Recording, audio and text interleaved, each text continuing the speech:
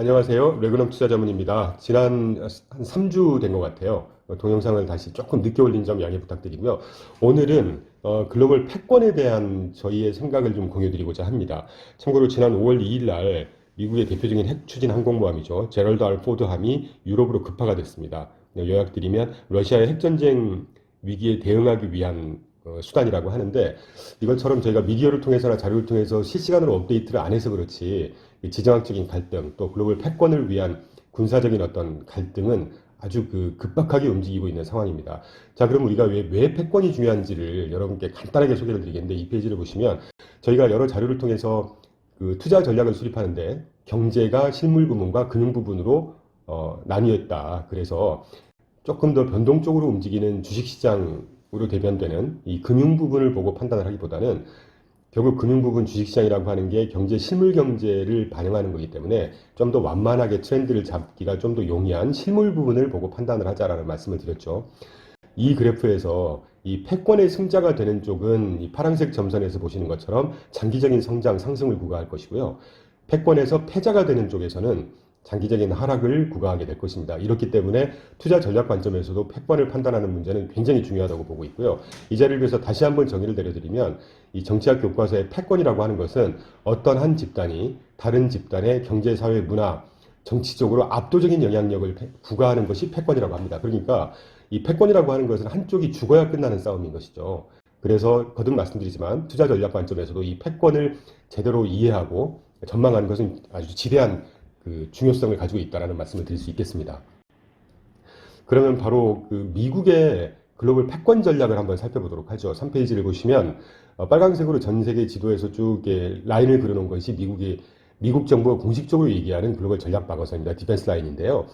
유럽의 관문은 폴란드가 역할을 담당하고 있고, 중동은 과거에 사우디아라비아였는데 최근에 조금 불협화음이 있습니다. 그런데 패권에는 크게 영향이 없다는 말씀을 간단히 먼저 드리고요. 그리고 과거에 이제 중국을 2001년도에 WTO에 가입을 시키면서, 미국이 가입을 시키면서 경제 성장을 구가하도록 지원을 했었는데, 최근에는 미국의 글로벌 패권의 공식적인 주적을 중국으로 삼고 있죠. 잘 아시는 대로. 그래서 그 디펜스 라인의 게이트웨이 역할을 하는 것이 인도라고 저희는 보고 있습니다. 미국 정부에서도 공식적으로 암암리의 보고서를 통해서도 얘기를 하고 있으니까요. 그리고 동남아시아에서 대만, 그리고 한국이라고 할 수 있습니다. 이 디펜스 라인에 있는 주요 미국의 게이트웨이 역할을 하는 국가들의 1인당 GDP 추이를 보시면, 폴란드나 인디아나, 오른쪽에 그래서 보시는 대로 한국이나 꾸준한 성장을 구가를 하고 있죠. 물론 2020년도 팬데믹을 뺀 추이를 보시면 일관된 성장을 보이고 있습니다. 다만 러시아나 중국이나 이란, 그러니까 다시 말씀드리면 미국의 주적 이 네 개 국가를 공식적으로 지난 하원에서도 발표를 했죠. 러시아, 중국, 이란, 북한. 이 공교롭게 미국의 주적인 이 국가들은 사회 체제도 그렇고 민주화나 시장 경제를 도입하는 그런 국가들은 아닙니다. 그래서 그럴 수도 있겠지만 1인당 GDP 성장률의 패턴을 한번 보시면 중국을 제외한 나머지, 북한은 말할 것도 없고 이란이나 러시아를 보시면 굉장히 변동적인 걸 알 수가 있죠. 경제적으로도 쉽지 않은, 녹록치 않은 그런 패턴을 보이고 있습니다. 참고로 그래프의 왼쪽에 작은 이 책자 표지인데요. 미국 정부에서 공식적으로 발간한 2019년도 6월 달에 발간한 인도 태평양 전략 보고서입니다. 이 인도 태평양 전략이라는 것은 뒤에서도 간단히 살펴보겠지만 2017년도부터 관련 입법을 시작하면서 꾸준하게 전략적인 어떤 준비를 하고 있는데요. 이 본문에 보면 동맹 국가에 대해서는 경제적으로 번영과 성장을 지원하고 구가하도록 여러 방면에서 돕는다는 정신을 분명히 담고 있습니다. 우리가 참고해 볼 만한 문구 중에 하나죠. 다음 페이지를 보시면 역사적으로 미국이 글로벌 패권을 어떤 식으로 준비를 해왔고 어떻게 무게감 있게 인식을 하고 있었는지를 보여드리는 그래프인데요. 여러분 잘 아시겠지만 1991년도 12월 26일 날 소련 평의회 142-H 선언을 함으로써 구소련이 공식적으로 패망을 하게 됩니다. 그런데요, 정확하게 10년 전 1981년도에 미국의 DIA 국방정보국에서 소비에트 밀리터리 파워라는 아주 두꺼운 군사전략 보고서를 발간을 합니다. 당시에 KGB라든가 구소련의 군사 장교들이 이 책을 구하려고 혈안이 됐었다고 합니다. 이유를 보니까 자기 나라보다 이 소비에트 밀리터리 파워라는 이 군사전략 보고서가 소련을 더 잘 분석을 하고 전략적으로 바라봤었다는 것이죠. 근데 공교롭게 이 책이 처음 보고서가 발간된 이후에 10년 있다가 구소련이 패망을 합니다. 그런데 2019년도, 한 20년 지난 2019년도에 차이나 밀리터리 파워라는 보고서를 발간을 합니다. 그러면 정확히 10년이 있다. 2029년도까지 중국에 어떤 일이 있을지를 한번 지켜보는 것도 의미가 있지 않을까 하는 생각을 하고 있어요. 같은 해, 아까 주적이 4개 국가라고 했지 않습니까? 소련, 중국, 이란, 북한. 그런데 공교롭게 2019년도 차이나 밀리터리 파워를 발간하면서 동시에 이란 밀리터리 파워를 발간을 하고요. 2년 있다가 2021년도에 노스코리아 밀리터리 파워라는 보고서를 발간을 합니다. 이게 어떤 의미가 있는지는 한번 곰곰이 생각을 해볼 필요가 있을 것 같다는 생각을 하고 있습니다. 미국이 글로벌 패권이라든가, 글로벌 패권이라고 할 때는 경제, 사회, 문화, 아까 언급드린 대로 여러 다방면의 압도적인 영향력을 행사하는 것이라고 말씀드렸는데, 이 영향력을 행사하기 위해서 미국이 그 어떤 사회적인 또는 정치적인 어떤 그 이니셔티브를 가지려면 입법이 가장 중요한 거 아니겠습니까? 2017년도에 국가안보전략보고서, 국가방위전략보고서 NSS, NDS를 통해서 인도태평양 전략을 공식화하고 구체화를 합니다. 그 이후에 뭐 수출무역법, 하다못해 무역촉진법, 외국인 투자 및 국가안보법, 그리고 특히 2018년도에 빌드액트, 이 빌드액트는 중국을 얘기할 때 아마 1대1로를 많이 들어보셨을 텐데 1대1로를 통해서 미국의 패권 흉내를 내자는 게 중국의 어떤 전략 중에 하나인데요. 이 1대1로를 공식적으로 대응하고 억제하자는 법안입니다. 빌드액트라는 것은. 그리고 2018년도 아시아 지원 보장법, 2020년도 인도태평양 협력법 등등을 통해서 중국의 어떤 패권적인 움직임을 본격적으로 억제하자는 입법을 계속해서 촘촘하게 하고 있고요. 하다못해 2022년도에 해상 선박 운송법을 보시면 그 관련 동맹국들의 그 해상 운송에 대해서도 안전을 보장하고 책임지자라고 하는, 그러니까 미국이 어떤 전략을 구체화할 때는 굉장히 그 전략적이고 아주 구체적으로 입법을 하면서 명분을 쌓고 대응을 하기 시작합니다. 그리고 조금 더 실행법이라고 저희는 이해를 하는데, 작년에 반도체법 칩스 액트 통과했고, 그리고 첨단 기술과 친환경 기술의 인프라를 깔자고 해서 그것도 대응을 하자고 해서 인플레이션 감축법안을 통과시킨 걸 잘 알고 계실 겁니다. 그래서 이 차트를 통해서 다시 한번 강조드리고 싶은 것은, 미국이 어떤 그 패권적인 또는 지정학적인 어떤 움직임을 구사를 할 때는 이런 관련 입법을 통해서 촘촘하게 준비를 하고 대충 그냥 기분상으로 접근하지 않는다는 것을 한번 강조를 드리고 싶고요. 그 다음 페이지를 보시면 조금 복잡하실 텐데, 중국을 가운데 놓고 미국이 전 세계의 동맹들을 통해서 정치동맹, 경제동맹, 뭐 군사동맹, 하다못해 첩보동맹까지 촘촘하게 옥죄고 있다는 것을 보고 계실 겁니다. 바로 앞 페이지에서 2018년도에 미국에서 1대1, 중국의 1대1로 대응하기 위해서 빌드액트라는 걸 통과시켰다고 말씀드렸지 않습니까? 2021년도에 EU에서도 그 파란색으로 써드린 대로 The Global Gateway Initiative라고 해서 이게 실제로 중국의 1대1로를 유럽에서 EU 차원에서 대응하자는 법안입니다. 그래서 중국의 어떤 경제적인, 군사적인, 또 뭐 안보적인, 뭐 금융 하다못해 이런 것들까지 촘촘하게 중국을 억제하고 지금 견제하고 있는 그 현상을 목도를 하고 계신데요. 이렇게 되면 앞으로 이 중국과의 미국과 중국과의 어떤 패권 싸움이 어떻게 움직일지는 좀 유의미하게 지켜볼 문제가 아닌가 하는 생각이 듭니다. 자, 그러면 중국과 미국을 한번 비교를 해보죠. 뭐 GDP 성장률도 있을 거고 GDP 규모도 있을 테지만, 뭐 여러분 많이 들으셨겠지만 국방비 지출 규모를 한번 보자는 거예요. 구체적인 수치는 제가 따로 말씀을 드리지는 않겠습니다. 왼쪽 그래프에서 보시듯이 1년에 국방비로 지출하는 예산 규모를 보면 1위부터 12위까지 제가 그려놨는데, 2위부터 10위까지의 국가들의 국방 예산을 다 합쳐도 한 해 미국의 국방 예산을 따라잡지 못합니다. 패권 싸움이라는 것은 결국은 힘의 논리고 힘의 균형이거든요. 그래서 이 국방비의 차이 또는 전력의 차이가 얼마나 큰지는 따로 말씀을 안 드리겠습니다. 그리고 국방비를 언급드리다가 갑자기 생각이 난 건데, 바로 앞 페이지를 다시 가보시면 이 빨강색으로 이렇게 점선 사각형으로 제가 그려놓은 것이 미국의 7함대 위수 지역이거든요. 전 세계의 어떤 무역 항로라든가 뭐 여러 이슈는 육군이나 공군보다 해군이 굉장히 중요한 전략적인 의미를 가집니다. 그래서 미국이 1함대부터 10함대까지가 있고 중간에 뭐 1, 2, 3, 4, 5, 6, 7 다 모든 함대가 있진 않은데, 참고로 미국의 7함대는 여러 전략 보고서, 군사 전략 보고서를 보면 현존하는 국가 중에 미국의 7함대와 싸워서 이길 국가는 없다는 평가를 할 정도로 굉장히 막강한 화력을 자랑하는 7함대입니다. 이 7함대를 지난 2021년도 11월 29일 날 GPR이라고 해서 글로벌 포스처 리뷰라고 해서 이를테면 전 세계에 산재되어 있는 정말 강한 항공모함이라든가 전단 또는 전투함들을 가장 센 친구들만 7함대로 다시 재조정하는 거를 GPR 운용이라고 하거든요. 그걸 2021년도에 신규 GPR 운용을 실제로 수행했다는 거. 그리고 이 칠함대의 위수 지역이 인도에서부터 서쪽 인도에서부터 동쪽 알래스카 열도까지가 딱 칠함대 위수 지역입니다. 그러니까 가장 막강한 칠함대를 중국을 견제하는데 온 전력을 쏟고 있다는 것을 다시 한번 말씀드릴 수가 있고요. 지적재산, 지식재산권 사용수익이라는 게 있습니다. 그러니까 보통 우리가 라이센스 아웃이라고 하죠. 어떤 기술이나 지적재산을 어떤 나라 또는 상대방에게 전가해주고 그 사용료를 수취하는 거 아니겠습니까? 그러니까 실제 어떤 투자 활동이라든가 전혀 아무것도 하지 않고 기술 이전만 해주고 그 대가로 받는 사용 수익이 작년 한 해, 2021년도지만 뭐 작년에도 크게 다르지 않을 겁니다. 국가별로 쭉 지적재산권 사용 수익을 저희가 서치를 해서 찾아놨는데요. 참고로 우리나라 시가총액 2위 회사가 LG 에너지 솔루션입니다. 아마 뭐 시가총액이 매일 달라지니까 지금 한 135조 정도 될 거거든요. 이게 원화로 135조고, 자, 그러면 미국이 1년에 지식재산권 사용수익을 얼마나 수출하는지 한번 보시죠. 2021년도 자료지만 1250억 불 정도 되니까 지금 환율이 1320원 된다고 하면 우리나라 돈으로 거의 150조 정도. 그러니까 우리나라 시가총액 2위 회사의 시가총액만큼의 현금을 아무것도 하지 않고 매년 벌어들인다는, 그러니까 기술적인 어떤 압도적인 차이를 확인하실 수가 있죠.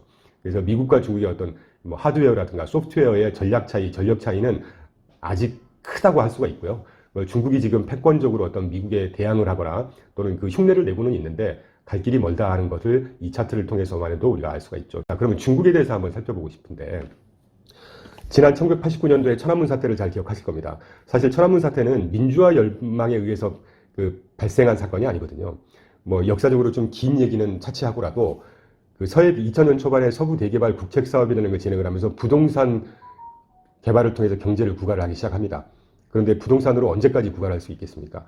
당시에 서쪽에 있는 광활한 사막 산악 지역에 있는 농민들이 고성장을 구가하는 지역으로 다 몰려들게 되죠. 당시 한 14억, 15억 정도 되는 인구 중에 경제활동 인구 약 30% 본다면 한 5억 되는 젊은 친구들이 일자리가 다 없었습니다. 그래서 실업률이 한 30-40%로 창궐을 하고, 그래서 먹고 살게 해달라, 이를테면 feed us 해달라고 하는, 당시 1년 GDP가 중국이 284달러 정도 됐었거든요. 그래서 그때는 먹고 사는 문제가 굉장히 중요한 문제였어요. 그래서 일자리를 달라고 하는 게 1989년도 천안문 사태의 본질이었다면, 한 30-40년 이후에 작년부터 중국에서 백지 시위가 있었다는 걸 아마 여러분께서 들은 적이 있으실 거예요. 최근에 미디어에서는 계속 다루지 않고 있는데요. 이 백지 시위는 코로나 팬데믹 때문에 락다운을 하면서 일자리를 잃었고, 또는 일자리도 일자리지만 자유롭게 우리를 좀 풀어달라고 하는 정신이었습니다. 그러니까 1989년도 천안문 사태는 feed-us였다면 이번에 기치를 내걸고 있는 건 free-us죠. 우리에게 자유를 달라고 하는 것입니다. 이 백지 시위뿐만이 아니고 중국에서 지금 1989년도만큼의 규모는 아니지만 민중봉기가 계속해서 소리 소문 없이 일어나고 있는 것이 2022년도 4월 달에 이미 농촌은행들이 예금 지급을 중단을 하게 되면서 풍선 시위라는 게 발발하기 시작해요. 그리고 그림에서 보시듯이 오른쪽 위에 그래프에서 보시듯이 마스크 쓰면서 백지 시위를 작년 하반기 또 시작을 했고, 또 올 초 2월 달에 연금개혁에 반대하는 백발 시위가 산발적으로 일어나기 시작합니다. 그래서 우리가 경제가 어느 정도 성장을 하고 시장 경제 또는 자본주의가 이렇게 물이 있게 되면 이 경제 시스템이나 사회를 지배하는 시스템도 좀 더 자유를 줘야 되고, 또 그 자유를 통해서 크리에이티비티가 증대를 하게 되고, 이러면서 이 경제가 한 단계 업그레이드 되는 이런 구조로 가는 것이 보통인데, 중국은 거기에 좀 역행하는 그런 패턴을 보이고 있죠. 다음 페이지를 한번 볼까요? 중국 경기의 뭐 GDP가 성장을 얼마나 했느냐, 또는 외환보유고가 얼마나 됐냐, 이런 것보다도 이 중국의 시장 경제라고 하는 것이 얼마나 이게 허상이라는 거를 제가 이 한 6개 그래프 중에 한 2-3개 갖고만 말씀을 드리도록 하겠습니다. 아까 2000년 초반부터 서해 대개발, 서부 대개발 국책 사업이 부동산 개발을 위시로 해서 끌어온 경제 성장이라는 걸 말씀을 드렸는데요. 가장 오른쪽에 위에 중국 인프라 여건을 한번 보시게 되면 이 한 10여 년 전부터 중앙정부 주도로 끌어왔던 중국 경제 성장을 지방정부로 이전을 합니다. 그래서 지방정부가 계속해서 이 부동산 또는 인프라 투자를 하면서 경제 성장을 뒷받침했었는데, 최근 한 1-2년 전부터 중국의 지방정부의 예산이 거의 고갈이 됩니다. 그래서 인프라 투자 여건을 보시면 녹색 그래프가 급감을 하고 있죠. 중국의 반시장적인 경제구조 또는 기업 투자가 얼마나 비효율성인지 한번 보시면 아래 3개 그래프 중에 왼쪽부터 한번 보시겠습니다. 중국의 GDP 대비 기업들의 영업이익이 녹색 그래프고 검정색이 노동수당입니다. 그러니까 이 차트에서 보실 수 있는 것은 기업이 열심히 일을 해서 영업이익을 갖고 가면 그 영업이익의 대부분이 인민들한테 반강제적으로 쏠려버린다는 것이죠. 뭐 중국 공산당이 그런 건지 어떤 건지는 모르겠지만 노동수당은 급증을 하는데 기업들의 영업이익은 급감을 하게 됩니다. 그러면 어떤 기업이 영업을 열심히 하며 기업 활동을 하려고 하겠습니까? 그러니까 이게 반시장적인 경제 구조라는 것이죠. 그리고 아래 가운데 있는 그래프 기업 투자 효율성을 보실까요? 비슷한 맥락인데 뭐 미국이라든가 유럽이라든가 여러 지역별로 리턴 온 에쿼티, 그러니까 자본 수익률, 자본 투자 수익률을 말씀드리는 건데요. 한 단위가 그러니까 기업이 내 돈을 가지고 투하 자본을 투자를 해서 열심히 수익을 내고 돈을 얼마나 잘 벌고 있느냐를 보여주는 지표 아니겠습니까? 리턴 온 에쿼티라는 게. 그런데 이 끝부분에 보시면 여러 국가들이 성장하다가 뭐 하락도 하기도 하고 그렇지만 이 최근에 한 2, 3년 동안 중국 그 약간 진곤색 그래프가 최근에 급감을 하고 있는 부분이 중국 기업들의 ROE인데요. 중국의 기업들 ROE들을 보시면 2008년, 2010년도 초반부터 계속해서 하락을 하고 있죠. 그러니까 기본적으로 중국 기업이 열심히 일을 해서 이 투자한 자본이 효율적으로 활용이 되지 못한다는 겁니다. 그러니까 기업들의 어떤 그 기업 활동이라고 하는 것이 향후에 우리가 투자를 해서 벌어들이고 그런 기업 활동에 대해서 정당한 투명한 이익을 벌 수 있어야 기업 활동의 어떤 토양이 제대로 됐다고 된 그 시장 경제 구조라고 할 수 있는데 중국의 경제 구조라는 것은 거기에 반한다는 것이죠. 뭐 또 여러 가지 신용 창출 상황 급감하고 있고 또 대미 수출 지금 지난 1, 4분기 미국의 총 수입 중에 중국의 비중이 22%에서 15.8%로 줄어들었고요. 대미 수출이 지금 주황색 그래프처럼 급감을 하고 있습니다. 중국의 그 견제가 이제 구체화되고 있다는 것이겠죠. 그리고 제조업과 부동산 투자도 보시면 급감을 하고 있고. 그러니까 우리가 중국에 실제 투자를 한다고 하는 것은 조금 더 심각하게 생각을 해보셔야 되는 문제 중에 하나라고 볼 수 있습니다. 그리고 아까 제가 간단히 언급드렸지만 중국의 1대1로를 한번 볼까요? 중국의 1대1로라는 거 하는 것이 내륙이나 해상선을 뭐 설정을 해서 사실 2013년도 9월달에 시진핑이 아시아 순방을 하면서 이런 표현이 어떻게 들릴지 모르겠지만 어떤 패권 흉내를 좀 내보자라고 해서 이게 시작이 된 겁니다. 1대1로라는 게. 그래서 그 오른쪽 그래프에서 보시듯이 중국을 기점으로 내륙을 통해서 유럽, 또 해상 무역 항로를 통해서 유럽까지 아프리카까지 다 아울러 보겠다는 게 1대1로의 기본 그 정신인데 2013년 이후에 2022년 작년 말까지 1대1로를 통해서 약 170여 개 국가에 13,500개 프로젝트에 우리나라 돈으로 약 1,300조 원 규모의 투자 또는 차관을 실행을 했습니다. 그런데 지난해 6월 달에 미국의 그 윌리엄 앤 메리 대학이라고 명문대학이죠. 거기서 에이드 데이터라는 리서치가 있습니다. 리서치 센터에서 발표한 거에 따르면 중국의 1대1로 차관의 60%가 현재 부도 상황에 처한 국가들에 제공되고 있다. 이를테면 1,300조 원 중에 약 60%가 떼일 위기에 처해 있다. 자, 그럼 이게 뭘 뜻하는 걸까요? 과거에 우리가 브릭스 얘기하고 막 차이나 열풍이 불었을 때 외환보유고가 제일 많은 국가, 돈을 제일 많이 갖고 있는 국가, 뭐 재정이 탄탄한 국가 이런 얘기들을 많이 했었지 않습니까? 그런데 1,300조 원이라는 규모 중에 60%가 부도 상황에 처했다라고 하는 것은 중국의 재정 상황이라든가 또 향후에 중국 지방정부든 중앙정부든 정부 주도의 어떤 경제 성장 구가할 수 있는 여지가 굉장히 줄어들었다고 할 수가 있겠죠. 뭐 비근한 예로 맞는 예인지는 모르겠지만 차이나 전기차 성과가 최근에 계속해서 뭐 한 고점 대비 그 절반 수준 이하로 반토막 나 있는 걸 잘 목도하고 계실 겁니다. 기본적으로 주식시장이라고 하는 것이 투자자들의 자산을 언제든지 안전하게 돌려줄 수 있고 또 언제든지 내가 필요할 때 그걸 찾아갈 수 있는 이런 게 담보가 돼야 시장 경제, 주식시장이라는 게 의미가 있는 거 아니겠어요? 그런데 그런 차원에서 보시면 중국은 조금 더 진지하게 심각하게 투자를 좀 다시 한번 생각을 해보셔야 될 그런 국가가 아닌가 하는 생각을 하고 있습니다. 그래서 향후에 우리가 투자 전략을 수립을 할 때라도 미국과 중국 너무 뭐 흑백 논리로 접근하는 것 같아서 좀 그렇긴 하지만 미국 쪽에 투자를 할 거냐 중국 쪽에 투자를 할 거냐라고 할 때는 단연 미국 쪽에 투자를 하는 것이 올바른 방향이 아닌가 하는 생각을 하고 있습니다. 또 이 미중 패권 문제가 간단히 끝나지는 않을 겁니다. 중국이라고 하는 어떤 공산당의 어떤 지배체계라든가 이 파운데이션이 워낙 강하기 때문에 뭐 단기적으로 이렇게 뭐 패권 전쟁을 해서 군사적인 충돌이 있을지 어떤 여러 가지 충돌이 있을지 모르겠지만 중국이 그렇게 쉽게 무너질 국가는 또 아니고 또 내부 소비가 워낙 탄탄할 만큼의 인구 구조가 탄탄하기 때문에 향후에 뭐 한 2, 30년, 길게 보면 한 50년 동안에는 이 미중 패권 문제 때문에 경제사회 여러 분야에서 변동성이 상당히 증가할 거예요. 그래서 저희 하우스비로 항상 여러분께 추천을 하고 있는 것처럼 자산 배분을 좀 기민하게 하는 전략이 그나마 가장 우리가 이 투자의 성패를 긍정적으로 가져갈 수 있는 방법이 아닌가 하는 생각이 듭니다. 그래서 11페이지 지난 1, 4분기 말 기준으로 JP모건에서 매 분기마다 발간하는 가이드 투 마켓에서 발표한 것인데요. 지난 2008년부터 매년 글로벌 여러 투자 대상 자산들의 연평균 성과를 쭉 저희가 집계를 해본 자료입니다. JP모건에서. 그 그래프 중에 이 차트 중에 에셋 얼로케이션이라고 하는 자산 배분이 성과를 어떤 국면에서 꾸준하게 가져왔는지를 한번 보시면 가장 오른쪽이 2008년도부터 2022년도까지 연평균 성과고 볼이라고 해서 버로틸라고 해서 연평균 변동성을 평균화해 놓은 겁니다. 자산 배분이 6%. 그러니까 자산 배분 포트폴리오가 연평균 6%를 달성했을 때 가장 좋은 성과가 대형주가 8.8%, 가장 안 좋은 것이 커모더티, 실물 자산이 마이너스 2.6%였거든요.